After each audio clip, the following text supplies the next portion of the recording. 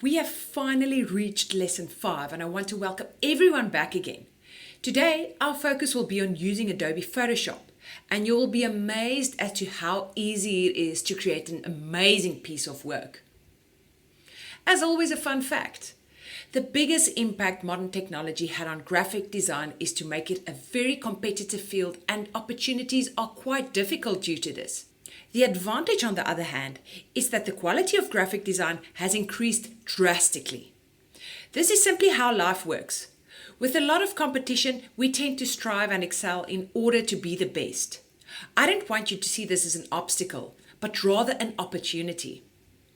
I am quoting famous American designer Paula Sha today. It's through mistakes that you actually can grow. You have to get bad in order to get good. Paula is still very active in the graphic design community and have been a trendsetter in graphic design since 1972. If you are passionate about graphic design, do some research on Paula and you will be surprised to see how far her influence in the design world reaches. Many famous designs you know were designed by Paula Sha. By now, you know exactly how to access your lessons, as well as the recordings of previous lessons. You can either use a smartphone, tablet, or computer. Simply click on the Watch Recording button. Be sure to stick around as we have some exciting lessons lined up. We are literally halfway through, so do stick around to see what more you can learn. Remember to access your assignments and lessons to gain more experience. You will also be able to unlock your toolkit at a minimal cost with amazing content that will enhance your learning experience. You can access your toolkit under Resources from the course page. Seeing as we will start with Photoshop today, make sure to download it at the end of this lesson if you have not done so already. Your 7-day trial will be extended to a full 30-day trial. You will also get 15% on all Adobe applications after your trial expires, so do make use of this opportunity if you're serious about becoming a graphic designer. Interaction is key, and what better way than to interact with Morpheus or your classmates? Remember, if you don't get the answers you are looking for, you can simply email me at support@shaacademy.com. Graphic design has drastically changed over the last 2 decades. It is a lot easier to become a graphic designer considering that information is a lot more accessible and quicker to obtain. But how do you stand out? Graphic design is all about how you present your work. In other words, your portfolio. In one of the later modules, we will focus on the creation of a portfolio, but to explain this concept to you, a portfolio is a collection of all your best work. The only way to create a successful portfolio is to practice. The more work you create, the more choice you will have. In the old days, portfolios used to be printed, but recently, digital portfolios are more convenient and cheaper. If you're serious about graphic design, I recommend you enroll for our later modules, as I will touch on topics like creating interactive PDF documents, advanced typography, creative thinking, as well as creating an impressive resume with the help of infographics. I will even touch on the topic of interview questions and how to prepare for them. In short, getting you real-world ready for the graphic design industry. Our lesson today will focus on the interface of Photoshop. But before we get there, I would like to introduce some graphic design terms that you might be familiar with, but not sure what they mean. We will look at image resolution and the difference between 72 ppi and 300 ppi. These terms are very crucial, as simply having one of these settings wrong in a document might cost you a lot of unnecessary time and money, especially if you are going to print a document. Design is not simply creating an amazing piece of art, but the technical part is of equal importance. Our lesson entails that we will look into more detail between the different types of raster images, specifically referring to image resolution. If you can recall our previous lesson, you will remember that we had low and high resolution images. A low resolution image is used for digital purposes, while a high-resolution image is used for printing purposes. We measure raster or bitmap images in pixels per inch. Thus, 72 ppi would be 72 pixels in 1 inch, which is a low resolution image. 300 ppi is obviously then 300 pixels per inch, and this is a high resolution image. What you would have noticed that the more pixels per inch in a document, the better the quality.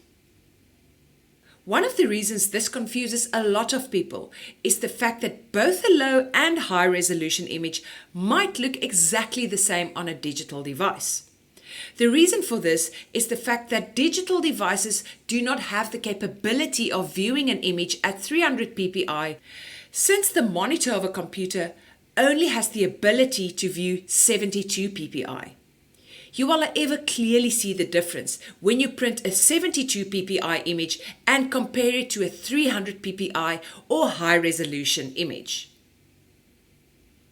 Our first quiz today is linked to our last lesson. Can you recall what a raster image is? Is it an image created from mathematically defined shapes and lines? An image that can be scaled infinitely and retain its quality? An image that cannot be scaled infinitely without losing quality? Or an image consisting of tiny colored squares called pixels?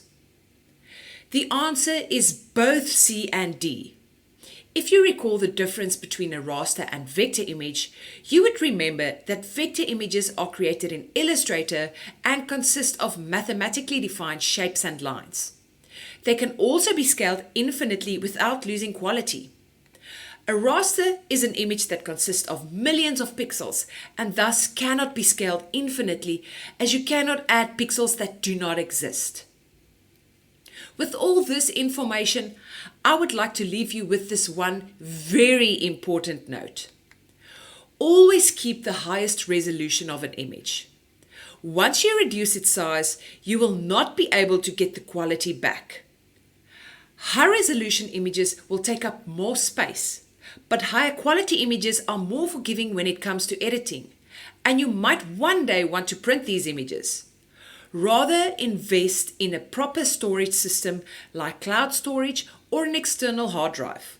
Also note that when you upload an image to any social media platform like Instagram, Facebook or WhatsApp, even emails, that your device will reduce the image size to that of low resolution.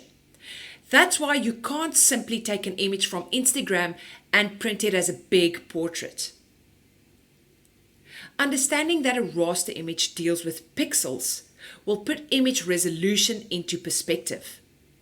All of this will make a bit more sense once I show this in our Photoshop demo a bit later. If you recall lesson 1, you will remember that Photoshop is a raster-based editing software. So these terms will come in quite handy from now on. And now that you know what a raster image or bitmap image is, you will understand that Photoshop works with pixels. Just like Illustrator is a vector-based editing software that works with illustrations. On a side note, remember that we can import raster images into Illustrator and also import vector images into Photoshop to combine artwork elements. Where's the fun in designing when you can't combine these features? Knowing all there is to know about raster images, I hope it will make a lot more sense when we head onto our first demo of Photoshop. I will be teaching you the basic in today's lesson, from opening an image to basic photo manipulation and all the other important settings. I would like to kick off with our first of 3 demos. I will simply open up my already created Photoshop file within Photoshop, and then we will look at the workspace. Before we do anything, like we did with Illustrator, I would like us all to work on the same workspace. To make sure we are all on the same workspace and that none of you get lost, go over to Window at the top, click on Workspace and tick Essentials. Then go back to Window, go to Workspace again and say Reset Essentials. I would like to get rid of the Learn and Libraries tab because I will not be making use of it right now. By simply clicking on the word Learn and dragging, you will be able to remove your panel and simply click on the Close button. The same with Libraries.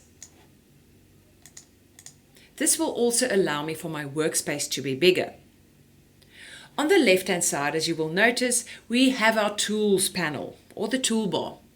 This looks quite similar. You will notice that a lot of these features look quite similar to Adobe Illustrator, so it should be quite easy for you to pick up Photoshop.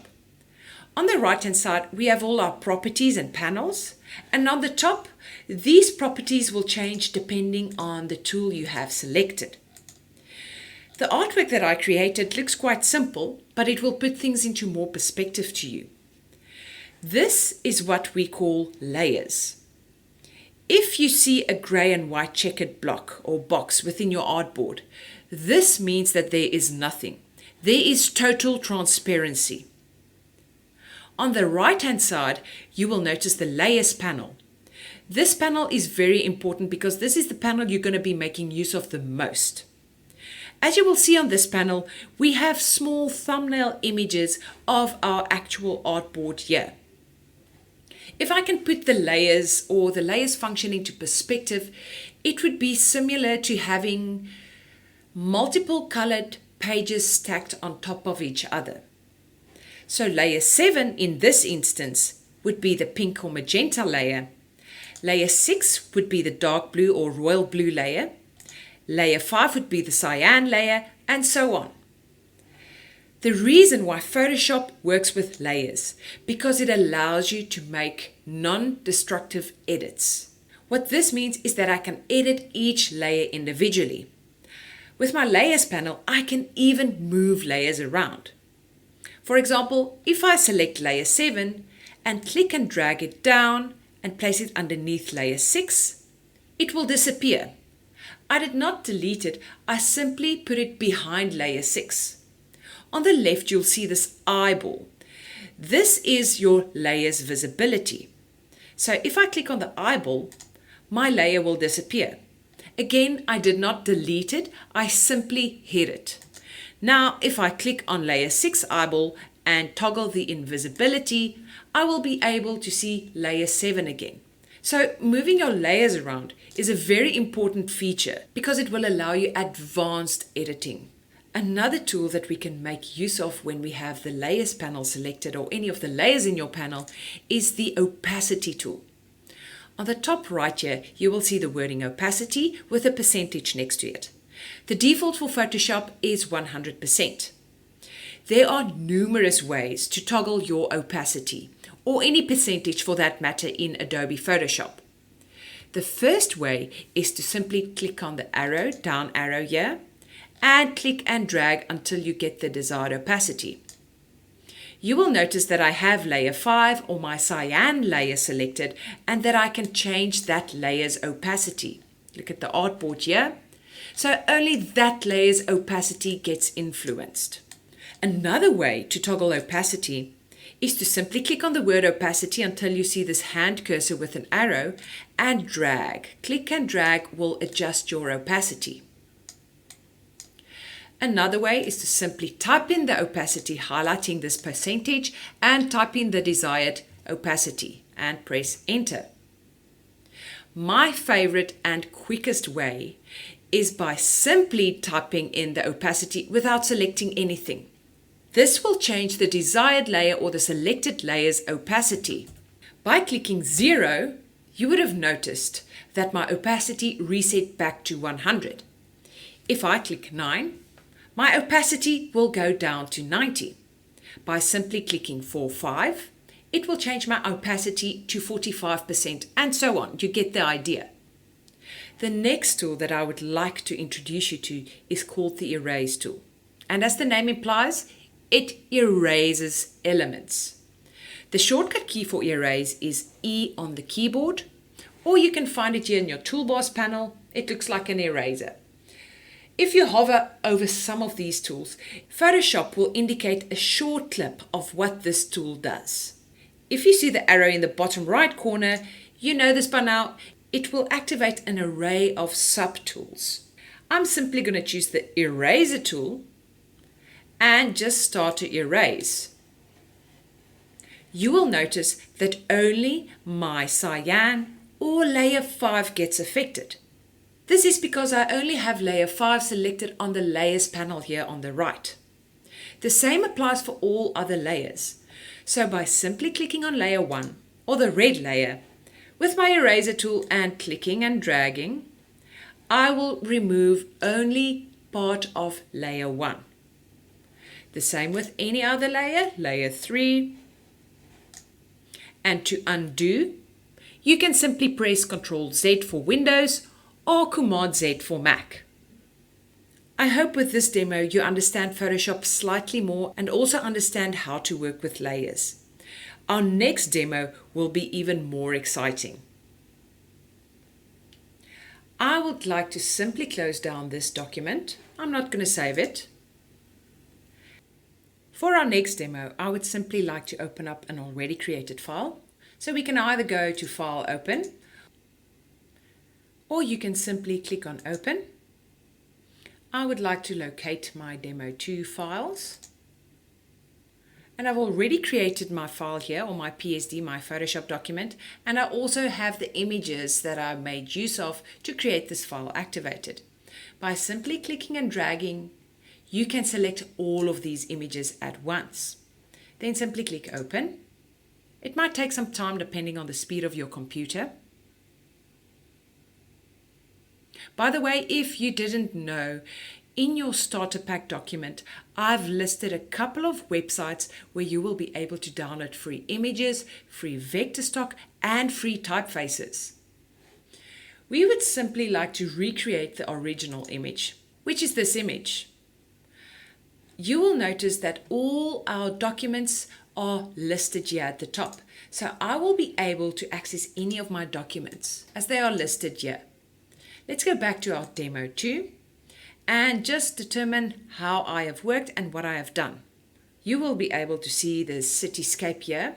We have a thunderstorm background landscape, and I also have a snow effect on top of this. There's also the wording city lights here. So just by looking at this image, it would make sense to know that the top layer would be city lights. We actually have 2 layers. I'll show you how to create that effect. Then next, the snow layer. The reason the snow layer is on top of the cityscape and the thunderstorm is because if it was placed on the bottom, we would not have been able to see it. So the arrangements of your layers are super important. Next, we have our cityscape, which I deleted. I'll show you exactly what I did because you will notice that I also have my cityscape here as a background layer. This is just a safe method that I like to make use of. So I'll always make a copy of my background layer instead of working directly onto my background layer. And then our layer 1 is our thunderstorm landscape. So this is what our original design or photograph looked like. What I did was I changed the landscape or the sunset to a thunderstorm. Then I've added some snow just because it's random and it doesn't make sense, but this is what art is. It's just for the sake of understanding Photoshop at the moment. And then I added the wording city lights. I'm going to go over to my cityscape and use this as my artboard. Next, what I would like to do is copy my thunderstorm image. To do this, you can simply press Ctrl A on your keyboard for Windows or Command A to select all. So we're basically telling Photoshop that I want to select the whole image. So Ctrl A because I'm working on Windows, and you will notice the marching ants or these black and white moving lines, dashed lines appear. This is an indication of your selection. Zoom out the same way we do with Illustrator by holding in Alt and scrolling with the mouse key. Or you can press spacebar to move around, and by clicking your mouse button and holding and dragging, we can move around. So I've got my whole image selected. Next, I want to put it on top of my cityscape. So the one way to do this is to drag it by having the move tool selected. Remember with my previous demo, the last tool I used was the eraser tool, but if I use this now, it's simply going to erase my image, and that's not what I want. So make sure that you've got the correct tool selected. I'm going to go over to my move tool or V on the keyboard and simply click and drag it to my cityscape. Drag it down and release. Another way to do this, I'm quickly going to undo just to show you another technique, is to go back to my thunderstorm landscape, select all by going to select, all, go to edit, copy, move over to my cityscape, edit, paste. What you will notice is that my thunderstorm image is actually slightly bigger than my cityscape. This is because its image resolution is higher. To determine the image resolution, you can simply go to your image and click on image and go over to image size. Shortcut key is Alt-Control-I for Windows or Alt-Command-I for Mac or Option-Command-I. By clicking it, it will indicate and it will show you the exact pixel dimensions of your image. In this case, my image is 5,472 pixels wide by 3,648 pixels high. The resolution is set to 300, and what does this mean? This is a print document, so I will be able to print this document and still retain its quality. I'm going to press OK, or cancel rather. Moving over to my cityscape, which we can't see because we've pasted our thunderstorm on top here, I'm going to press Alt-Control-I, quick way to activate image size, and you will notice that my image resolution is slightly lower. And that's the reason why my thunderstorm image is slightly bigger in size if you look at the blue indicated line than my cityscape. To resize, we can simply click on this corner and drag it inwards. By the way, with the new Adobe Photoshop CC versions, you don't need to hold in Shift like I taught you in all the previous lessons. You remember holding in Shift will retain its proportion. Well, with the newer Adobe CC versions, if you hold in Shift, it will actually distort or warp your image. See, I'm holding in Shift now, but as soon as I release Shift, my image will retain its proportion. So just make a note of that. I'm going to resize it so that it kind of fits into my original cityscape, and I can press enter or click on the tick here at the top to confirm my resizing. Next, what I would like to do, like I told you, I'm going to copy my cityscape.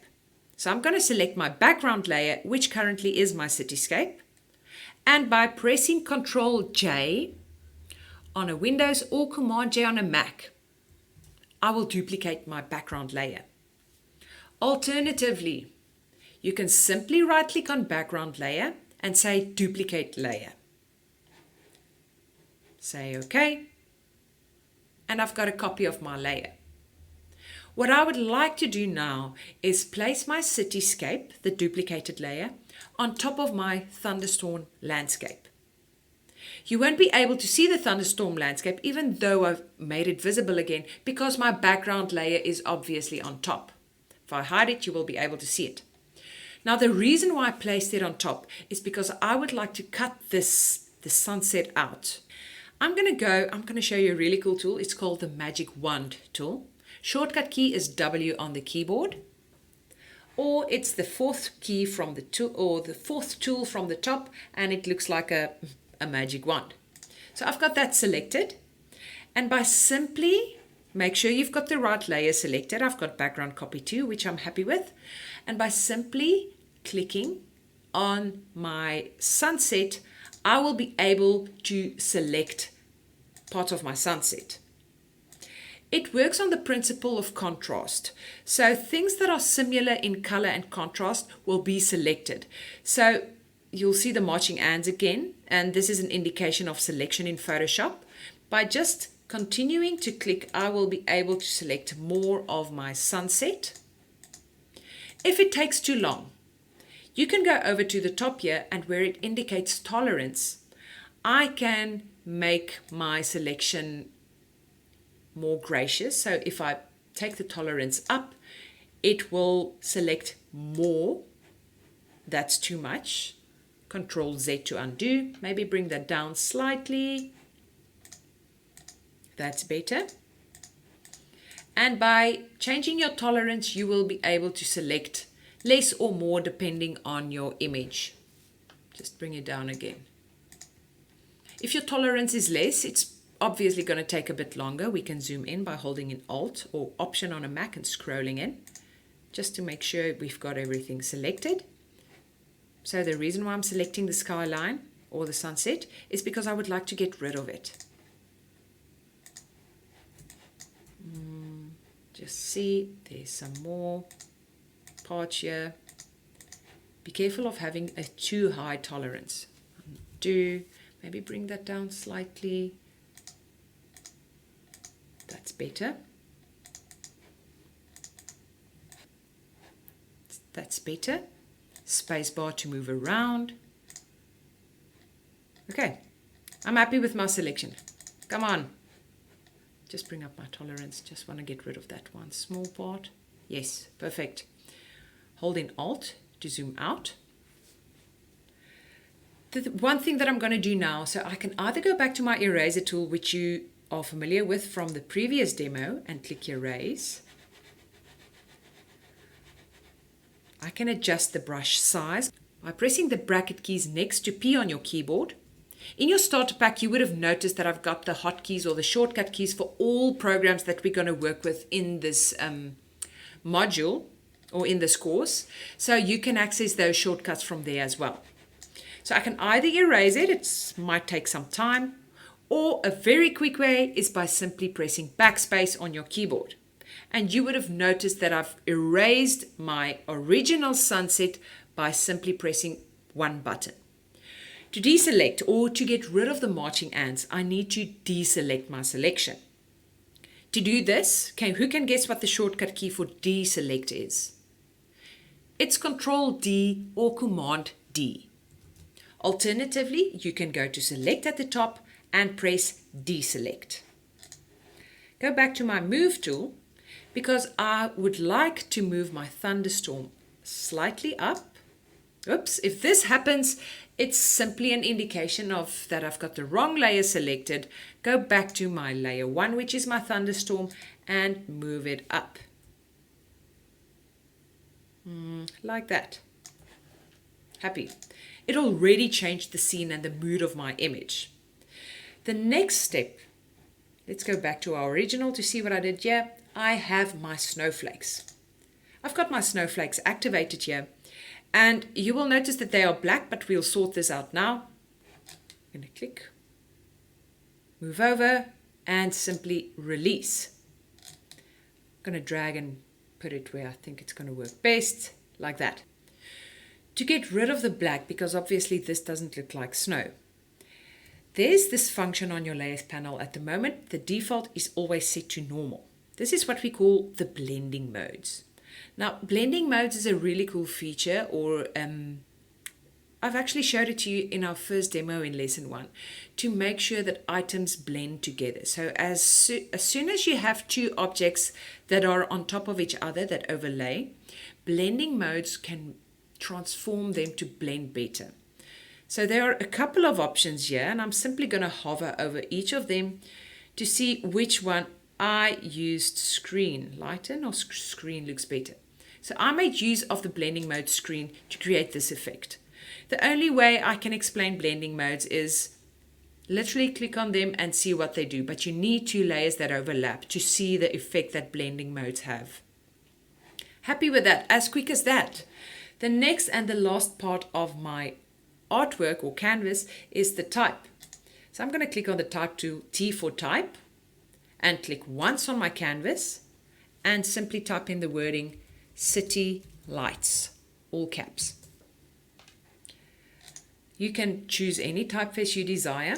I made it one word, and by simply adjusting the font or the properties of my one part of my type layer, clicking and dragging it to move it on my canvas. I can also resize it. Whoops, undo, to the corner, resize. Now you might ask me, but why am I making it bigger? Wouldn't it pixelate? No, it wouldn't, because type is technically a vector element.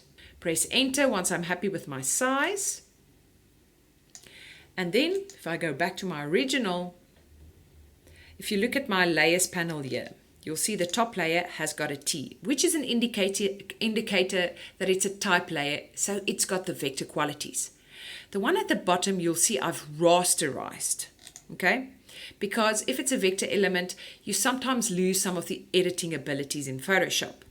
And the one at the bottom is the blurry type. The one at the top is my clear type. So I'm going to go back, duplicate this by pressing Ctrl J or Command J. Nothing happened because they're on top of each other. And by selecting my bottom type layer, I'm going to right click it and simply go to rasterize type. Now, as soon as you rasterize your type, it will also lose its typability, which means that I won't be able to edit it. If I made a spelling mistake, I would need to retype the whole word. If you go back to the type tool, you'll see that I won't be able to type it, but it will actually create a new type layer. We don't want that. I'm just going to delete it. Okay, so I've got my rasterized city lights layer selected. I'm going to go over to filter, go to blur because I want to add a blur, and go to motion blur. Motion blur means it will either blur from left to right or top to bottom, or you can automatically change the angle here to whatever direction you want. I'm simply going to leave it on 0, and I'm going to make the distance slightly less. The more, if you increase the distance, the more it's going to blur. Decreasing the distance will blur it less. Like that's perfect. Click on OK. I'm going to make my top city lights layer visible again. To save my document, you can go to File, Save. Because it consists out of layers, it will automatically choose my type as a Photoshop file. I'm going to say Demo 2B, just because I already have a Demo 2, and click on Save. Click OK. Give it some time. Here at the bottom left, you will see the progress. And now, remember, you won't be able to access this file on a computer that doesn't have Photoshop. So I need to convert it to a JPEG, which is a universal file format for images that 99% of computers and devices will be able to access. To do that, I'm going to go to File, Save As, select my Save As type, and scroll down to JPEG. Click on Save. It will give you the JPEG options bar. I'm going to simply leave my quality for the moment on 12 maximum and click OK. If we minimize, go to Demo 2, you will see that I was able to create my Photoshop file. It will just open up in Photoshop again, as well as my JPEG version, which is accessible by most devices. Cool. Let's go over to Demo 3, which is also our last demo for today. I'm going to go back and locate it. Demo 3. I've only used 2 images in this instance. Give it some time again. Just for the sake of not confusing you, I'm going to close up all the other images that I made use of for Demo 2. And don't save that. I'm going to close this one as well. It didn't prompt me to save because I've already saved it. And then this one as well. And where's my face? Oh, it didn't open up. Did I close all of them? Oh my word. Anyways, okay. Just open them. Not a train smash. To create this, I'm going to go back to my original created file, and you'll see that I've only made use of 3 layers. Technically, remember, I'll always copy my background layer, so I didn't consider that. I've only made use of 3 layers. To create a really awesome double exposure effect, you're going to use a lot more complicated and complex Photoshop tools and tricks, but I think this is the most basic way to explain a double exposure effect, or to create a double exposure effect in Photoshop. And I'm sure you will enjoy it. I'm going to locate my cityscape. To move it over to my face, which currently is my background layer, I'm going to click and drag it with my move tool selected. I'm going to drag it and release it onto my current face image. Move it up over slightly. I don't worry too much about the pieces or the parts of my cityscape that get cut off here. It doesn't really bother me. And I'm going to go back to my demo just to indicate and see what I've did here. Got 2 layers here. Perfect. If you would notice on my layer 2 or my duplicate of my background layer, you'll see if you look at the thumbnail of the layers panel, it's got a transparent background. That's because I created a clipping mask. I'll show you now, and I'll explain this now to you. I'm going to hide my layer 1 at the moment for now. I'm going to go over to my background layer and duplicate it by simply pressing Ctrl J or Command J for Mac. Go over to my Magic Wand tool again and simply click on the white background. If this happens, my tolerance is too high. I'm going to drag it down.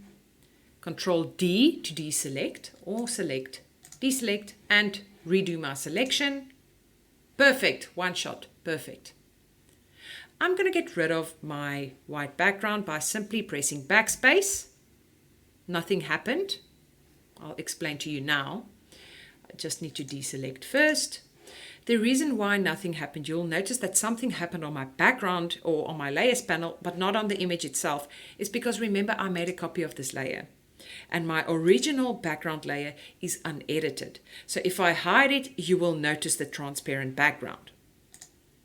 Next, I would like to duplicate my cityscape. Ctrl J or right click, duplicate layer. Okay. I would like to hide my layer 1 copy or the top cityscape layer.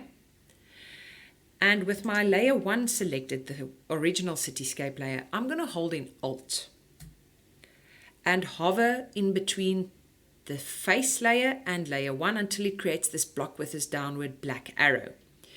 As soon as I click, I can release Alt, you will notice that it added layer 1 into the shape of my face. And that's the original reason of why I got rid of the white background. Really cool trick, eh? I would like to change my layer 1's opacity so that I can see, or the blending mode rather, so that I can see some of the detail on the face. I think the original was in hard light. Yes. So it technically blended these 2 layers so we can see both of them. It kind of changes the opacity, but it added some contrast as well. I'm going to activate layer 1 copy again. Change its blending mode as well. See why, because I don't want the background to be just plain white. I think that it was also in hard light. Okay.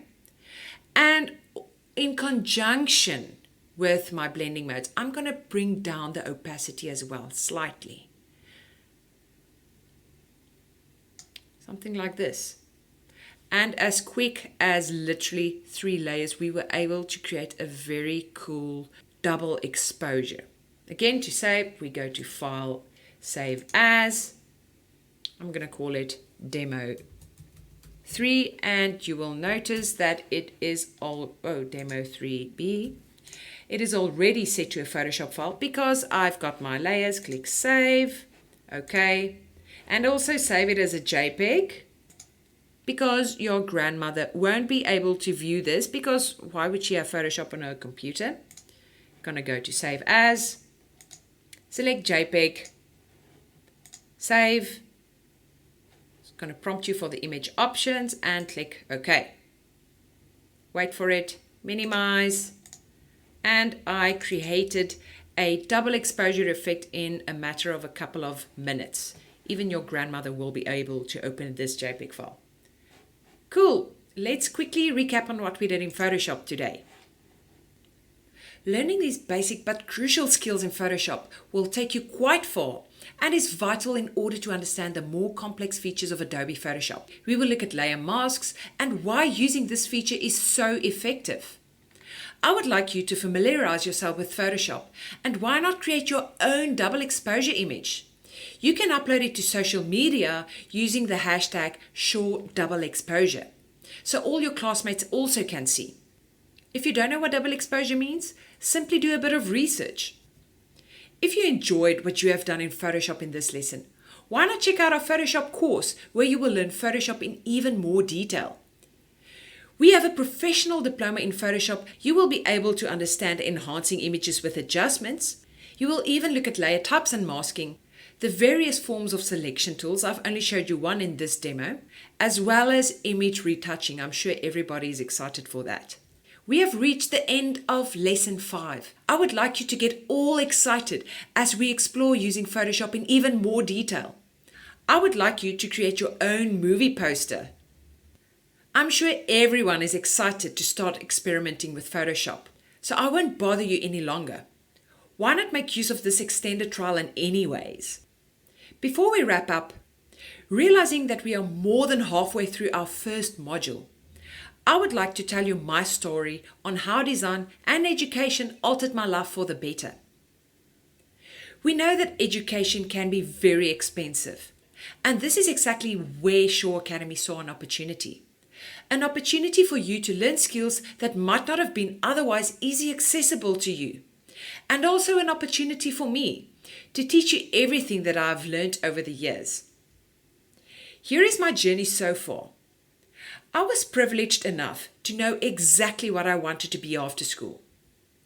I applied at numerous universities and eventually got accepted at a university that was not my first choice.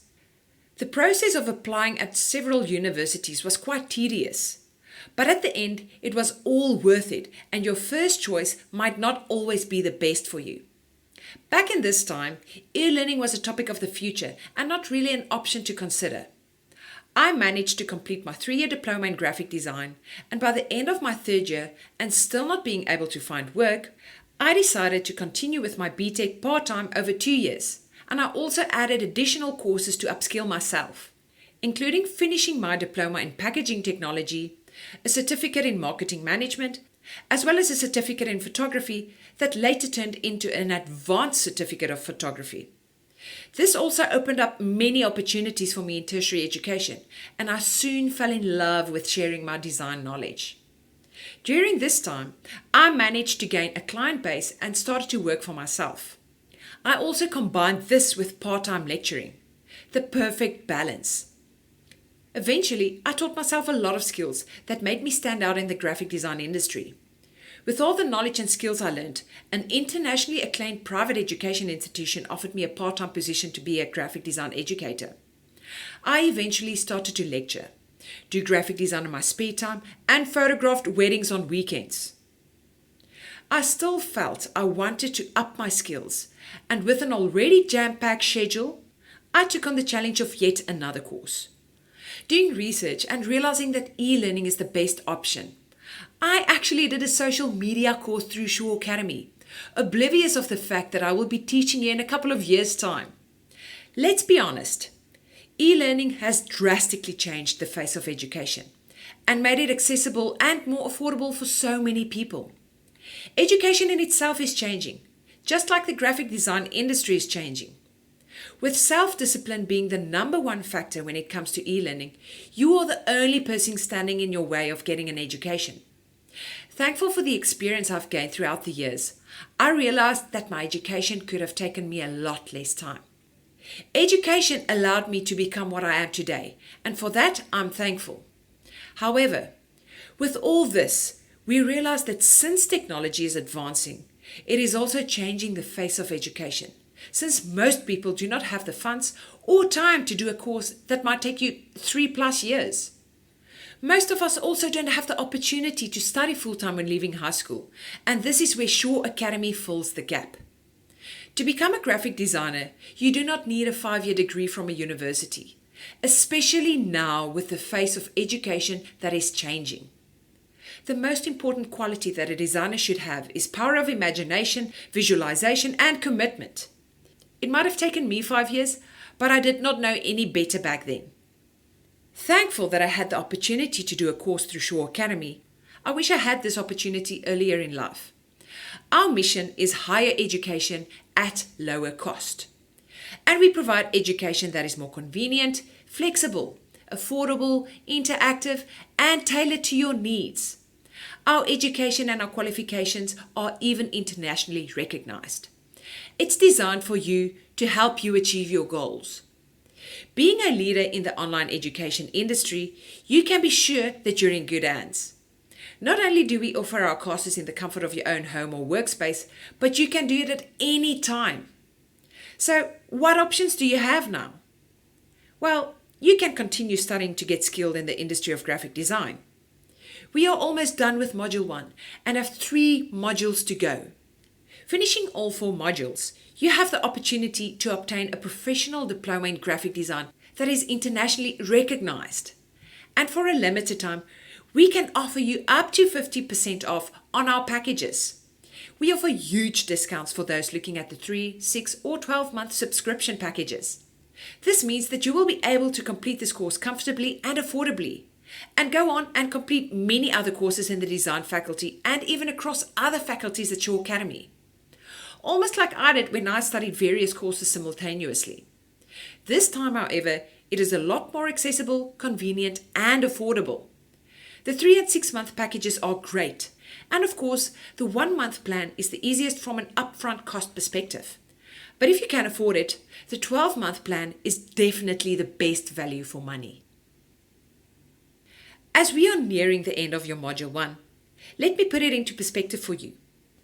Considering the means of traditional education, what you have learned in Module 1 so far is probably equivalent to 6 months of that. We have mentioned on numerous occasions that due to technological advancements, graphic design is also changing. It is a lot more accessible and affordable. So why not make use of this opportunity to get an internationally acclaimed qualification from one of the world's largest online educators? This offer, however, is very limited, as we can only enroll so many students on these packages. So get your place and discount secured. So when you get into your members area, this is what you will see. The best long-term investment is the 12-month option and offers the best value for money. But I know this is not always accessible. That's why we have a 6 and a 3-month package as well. Alternatively, you can simply do our course on a monthly subscription. So what are you waiting for? I hope to see you all in our following modules. Recapping on what we did today, we looked at image resolution and discussed the difference between 72 ppi and 300 ppi. Our first Photoshop demo explained the use of layers, which is one feature that makes Photoshop so powerful. Our second demo entailed combining different images and manipulating them to form a new image. Our last demo was the process of double exposure and how to create this effect using Photoshop. Congratulations for completing Lesson 5. As always, please drop me a message if you have any questions. You can reach me at support@shaacademy.com. I hope that you are excited to work in Photoshop.